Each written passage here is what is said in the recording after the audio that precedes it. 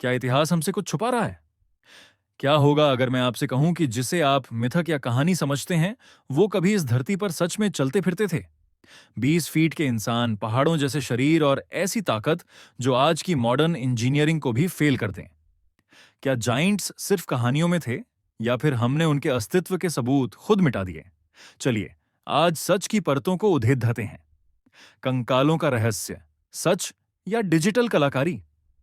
दुनिया भर में समय समय पर जायंट स्केलेटन्स की तस्वीरें वायरल होती हैं। भारत के कुरुक्षेत्र से लेकर अमेरिका के माउंट शास्ता तक 30 फीट लंबे कंकाल मिलने के दावे। सच तो यह है कि इनमें से 90% तस्वीरें वर्थ 1000 जैसे फोटो मैनिपुलेशन कॉन्टेस्ट का हिस्सा थीं। लेकिन 1890 में स्मिथसोनियन इंस्टीट्यूट की एक रिपोर्ट में 7 से 8 फीट लंबे माउंट बिल्डर्स का जिक्र था।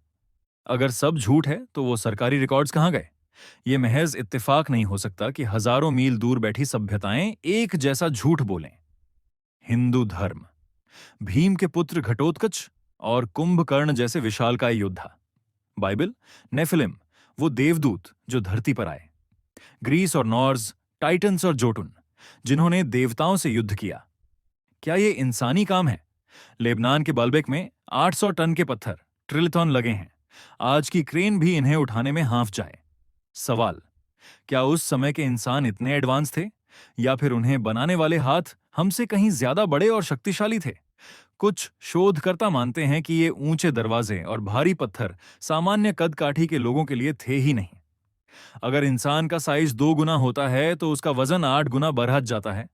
हमारी हड्डियां इतना भार नहीं सह पाएंगी। 20 फीट का इंसान अपने ही वजन से टूट जाएगा। लेकिन क्या प्राचीन काल में ग्रेविटी या ऑक्सीजन लेवल अलग था?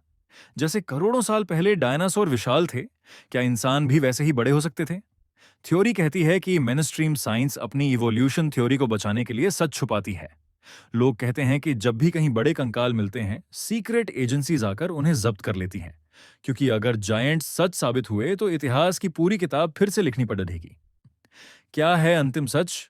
वैज्ञानिक तौर पर हमारे पास कोई फिजिकल एविडेंस म्यूजियम में नहीं है, लेकिन कलेक्टिव ह्यूमन मेमोरी कभी झूठ नहीं बोलती।